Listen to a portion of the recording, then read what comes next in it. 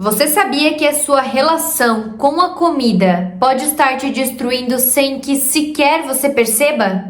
Os distúrbios alimentares, eles não são só sobre o corpo. Eles são uma espécie de reflexo daquilo que está acontecendo dentro de você, das suas emoções mais profundas e muitas vezes daquilo que está escondido, ou seja, que nem você mesmo sabe.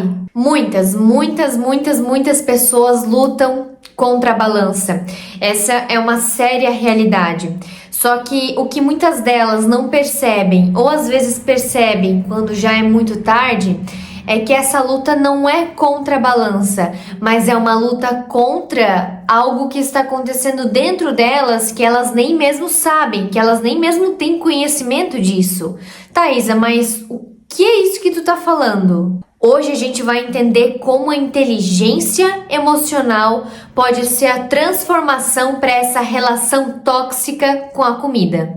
Olá pessoal, tudo bem? Aqui é a Isabelle do canal Mindset Emocional. Como vocês já sabem, já vão se inscrevendo, já vão deixando o like para o YouTube entender que esse conteúdo é importante. E seguinte, no vídeo de hoje a gente vai falar sobre a relação direta entre inteligência emocional e distúrbios alimentares, que por mais incrível que pareça, tem um relacionamento muito importante. E não é sobre comida. Nunca é sobre comida. Às vezes o que parece um vazio insaciável, uma fome que você não consegue saciar, é um vazio emocional que você ainda não aprendeu a preencher. E isso é muito comum. Por sinal, é mais comum do que a gente pode imaginar, vocês sabiam? Primeiramente, eu não sou profissional da psicologia, da psiquiatria, da nutrição, então o meu papel não é diagnosticar vocês. O meu papel aqui é trazer inteligência emocional, ensiná-los a como lidar com algumas questões de emoções, com algumas questões de desenvolvimento pessoal que melhoram a vida como um todo. Mas novamente eu ressalto que distúrbios alimentares são problemas sérios. Então, se você sofre com isso, se você conhece alguém que sofre com isso, é muito importante ter um acompanhamento médico. Entendeu? Mas vamos ao que interessa. Segundo algumas pesquisas científicas, a incapacidade que o ser humano tem muitas vezes de lidar com as suas emoções, e a gente sabe que isso é um problema, pode ser um gatilho para o desenvolvimento de distúrbios alimentares. O autor Daniel Goleman, pai da inteligência emocional, no seu livro Inteligência Emocional, uma teoria revolucionária do que é ser inteligente, ele traz um estudo que foi realizado com mais ou menos 900 garotas e que muitas dessas meninas apresentavam distúrbios alimentares não por condições físicas, mas por condições emocionais. Então, se você mesmo ou alguém que você conhece sofre com distúrbios alimentares, como anorexia, bulimia, compulsão alimentar, entenda que isso que acontece pode ser um reflexo da sua vida emocional. Então vamos agora aprofundar isso para que você aprenda a lidar com as suas emoções e quebrar esse ciclo. Você já ouviu alguém falar sobre comer as emoções? Isa, e o que isso significa? Que coisa mais estranha? Nada mais é do que, na prática, usar a alimentação como uma válvula de escape. Quando você está ansioso, triste, frustrado, é como se o teu cérebro sentisse a necessidade de recompensar essas sensações. Então, seria como uma liberação de uma carga dopaminérgica, que eu também já falei em um vídeo, eu vou deixar aqui no card, da relação direta da inteligência emocional com a dopamina. E é aí que entra a comida.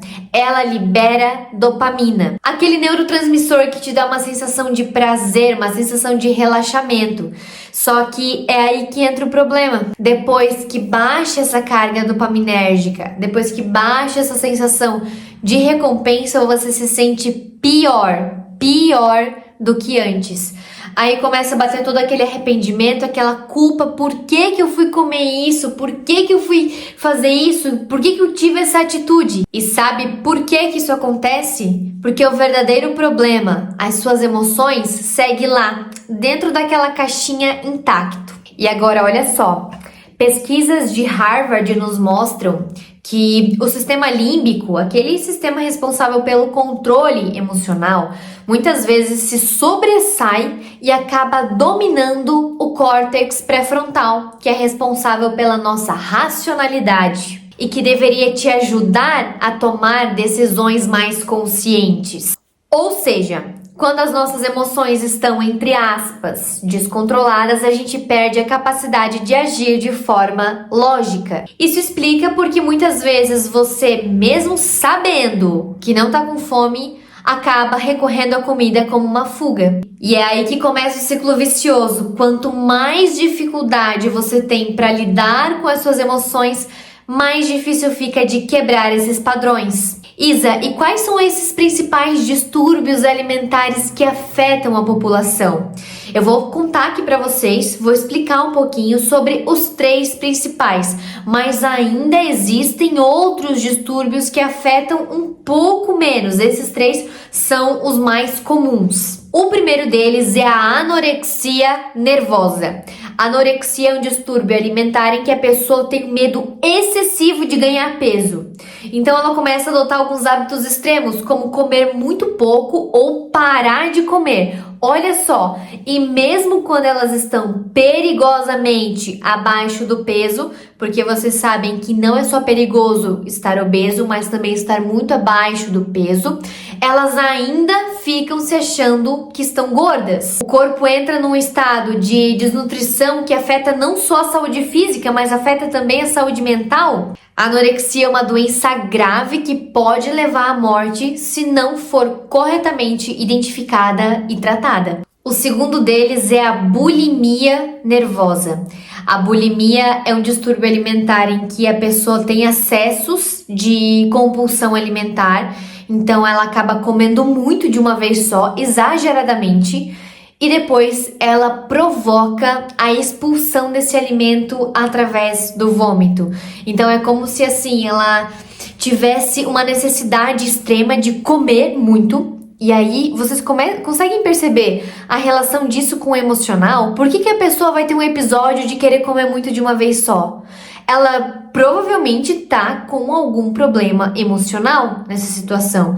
E aí ela vai comer exageradamente, vai se culpar e vai provocar o vômito para compensar esse ataque que ela teve. O terceiro distúrbio alimentar que eu selecionei para trazer aqui nesse vídeo e que é um dos mais comuns é a compulsão alimentar, que eu aposto que vocês já tenham ouvido falar. Ele é um pouco mais ocasional nas pessoas do que os outros 2. A compulsão alimentar nada mais é do que episódios que algumas pessoas têm de comer exageradamente mesmo sem estar com fome e de ter uma sensação de perda de controle durante esses episódios. Só que diferente da bulimia, na compulsão alimentar, o indivíduo não tenta recompensar, por exemplo, provocando a expulsão do alimento. E aí que entra a situação de ganho de peso, de problemas emocionais, da culpa, da vergonha e também da possibilidade de desenvolver outras doenças como obesidade, como problemas cardíacos, ocasionados pela alimentação em excesso. E agora a grande pergunta: como você pode fazer para quebrar esse ciclo? Eu sei que não parece fácil, mas existem algumas práticas que podem facilitar e ajudar nesse processo. Então, eu vou mostrar agora para vocês de forma bem prática e realista. O primeiro passo de todos para melhorar qualquer vida emocional é identificar as emoções. Você sabia que muitas vezes a gente nem sabe o que está sentindo? Então você precisa começar nomeando as emoções que estão por trás dessas vontades que você tem. Então, quando bater aquela necessidade, aquela impulsividade de, por exemplo, comer um chocolate, pergunte-se: eu realmente tô com vontade de comer o chocolate? Ou eu tô precisando satisfazer outra coisa? É fome? É ansiedade? É frustração? É uma decepção? Esse exercício simples pode te ajudar a tomar consciência do que está acontecendo dentro de você. Então, antes de ir lá, abrir o armário, procurar tudo que tem de besteira pela frente, procurar um chocolate, procurar um biscoito, procurar um salgadinho, pensa: eu tô com fome, eu quero comer isso porque a minha barriga tá pedindo comer isso, ou eu tô sentindo outra coisa e querendo descontar nesse alimento? Será que eu não tô sentindo uma ansiedade que eu quero descontar nessa comida? Começa praticando isso, começa a tomar percepção antes de comer alguma coisa e vocês vão perceber que mais da metade das coisas que a gente come impulsivamente é por problemas emocionais, por emoções negativas que estão dominando o nosso cérebro naquele momento. Uma técnica que eu vou te ensinar agora é a respiração consciente. É uma prática poderosa que pode te ajudar a lidar com esses momentos de impulsividade.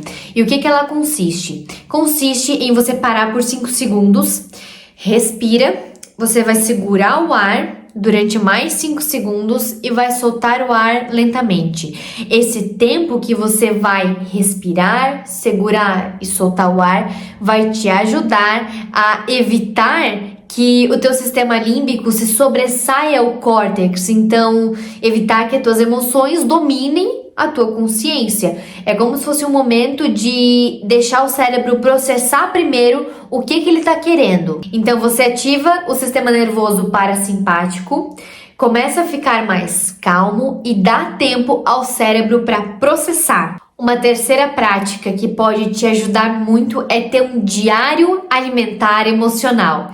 Então, é como se você fizesse uma listinha, pega uma agenda, um caderninho, faz uma listinha e coloca ali tudo o que você comeu.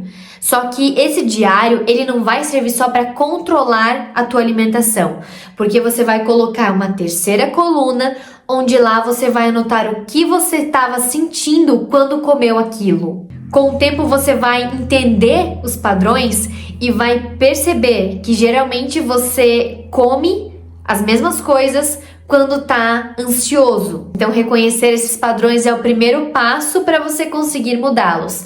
Então fiz a minha listinha lá, o meu diário alimentar emocional, e eu percebi que eu comi chocolate quando eu estava ansiosa com o meu trabalho. E percebi que isso se repetiu mais algumas vezes ainda no meu diário. Então, opa, quando eu tô ansiosa com o meu trabalho e minha tendência de me empanturrar de chocolate, eu vou começar a buscar alternativas para mudar esse padrão de alimentação. Agora prestem muita atenção nesse quarto tópico. Ele é um tópico muito sensível e eu quero que vocês entendam. Tenham cuidado com a autocrítica. Olha só, logo depois de um episódio de compulsão alimentar, de um episódio de bulimia, de anorexia, as pessoas tendem a se culpar muito, muito mesmo. E isso só afeta ainda mais, dá mais sofrimento para essas pessoas durante esses momentos. Então, não aceitar a forma como o seu corpo pode ser uma coisa normal? Às vezes eu não tô muito feliz com o meu corpo, eu tô com uma barriguinha, eu tô com um pouco de gordura nas pernas, eu não tô gostando disso. Isso é normal e você pode sim ter atitudes para mudar. Agora, o que não é normal são aquelas atitudes excessivas de insatisfação e de busca de métodos para mudar isso. Vamos ser mais gentis com nós mesmos? Eu sei que isso parece ser uma frase bem clichê, mas tem muita gente que não entende. Isso é sobre processo, não é sobre castigo. A forma como você se trata após um deslize diz muito sobre o teu progresso emocional. Então, é importante que a gente busque sempre evoluir, não ficar estagnados. Só que também a gente não precisa buscar a perfeição. Por último, fortaleça o seu círculo de apoio. Uma coisa muito importante, não passe por isso sozinho. Busque apoio de amigos, apoio de familiares, apoio profissional. Às vezes eu não quero conversar com uma pessoa que eu conheço, eu quero conversar com outra pessoa. Busque por um profissional que vá te orientar a melhor forma de tratar isso. Às vezes só o simples fato de compartilhar com outra pessoa aquilo que você está sentindo pode tirar uma carga enorme de cima de você. Isso é bem perceptível quando estamos muito carregados emocionalmente, que a gente consegue conversar com alguém e liberar isso que a gente está sentindo. Parece que alguém foi lá, pegou toda aquela carga de 300 quilos que a gente estava carregando, tirou e colocou do lado. E se você sente que precisa de uma ajuda mais profunda, não hesite em procurar um psicólogo, em procurar um psiquiatra, em procurar um profissional que vai te ajudar, porque distúrbio alimentar é uma coisa muito séria. E o tratamento muitas vezes passa pela terapia, não é só um tratamento nutricional, um tratamento de recuperação, porque você precisa novamente recuperar o teu lado emocional. Estão vendo a importância da inteligência emocional dentro de todo o nosso contexto? Então, desenvolva um círculo de apoio que realmente possa te ajudar nesse momento, porque até mesmo a reação que as outras pessoas têm frente ao teu distúrbio pode afetar na tua recuperação. Então, eu li nesse livro do Daniel Goleman, de inteligência emocional, um tópico que ele fala sobre distúrbios alimentares, que uma menina descobriu que estava com distúrbio, na verdade, as pessoas em volta perceberam e elas reagiram de uma forma tão sufocante que isso atrasou o processo de recuperação dela. Então, olha só, cerque-se de pessoas que te ajudam e não que também vão te sufocar. Eu sempre falo nos meus vídeos e eu tô sentindo a necessidade de falar nesse de novo. Tudo começa com o autoconhecimento e com a disposição para mudança. A vida não vem, isso é fato, com uma receita pronta de bolo que é só juntar tudo e dar tudo certo no final. A vida é cheia de percalços o tempo inteiro.